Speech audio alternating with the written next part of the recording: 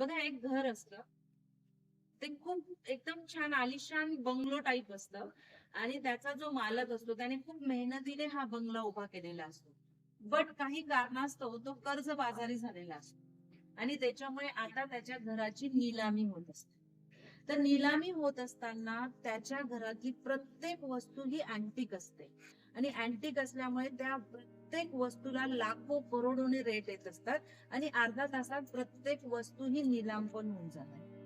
But त्याचबरोबर तिथे निलामी झाल्यानंतर तिथला जो बँकेचा मॅनेजर असतो तो एका अडगळीत जातो आणि तिथून एक सितार उचलून आणतो आणि ती सितार सगळ्यांना दाखवतो की एनीवन वॉन्ट टू परचेस दिस.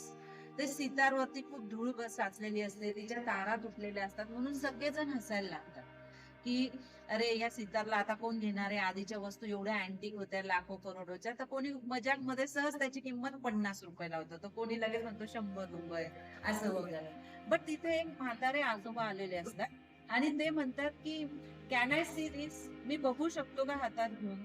आणि मग ते बँकर म्हणतात की या ना, काही हरकत नाही, तुम्ही बघू शकता. ते आजोबा स्टेजवरती जातात, तिथे त्यांच्या हातातून ती सितार घेतात, त्या सितारचे तारा व्यवस्थित लावतात, त्याच्यावरची धूळ साफ करतात आणि ती सितार ते वाजवायला लागतात. ती सितार इतकी सुंदर वाजवतात, इतकी सुंदर वाजवतात की त्यात छान असं म्युझिक येते आणि सगळे लोक जे निलामीला आलेले असतात ते मंत्रमुग्ध होतात आणि ते विसरूनच जातात की आपण निलामीला आलेलो आहे.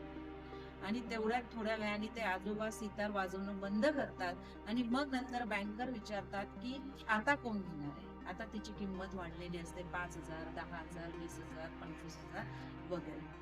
मित्रांनो, गोष्ट काल्पनिक आहे, पण सांगण्याचा उद्देश एवढाच की तुमच्या पण अंगावरती जी धूळ साचलेली आहे तुमच्या बिलीफ्सची, ती तुम्ही साफ केली. तुमच्या बॉडी लँग्वेज वरती, तुमच्या माइंडसेटच्या आणि तुमच्या व्हॉइस टोनच्या तारा जर तुम्ही ट्यून केल्या, तर तुमच्या पण आयुष्यात यशाची अशी सुंदर म्युझिक येईल.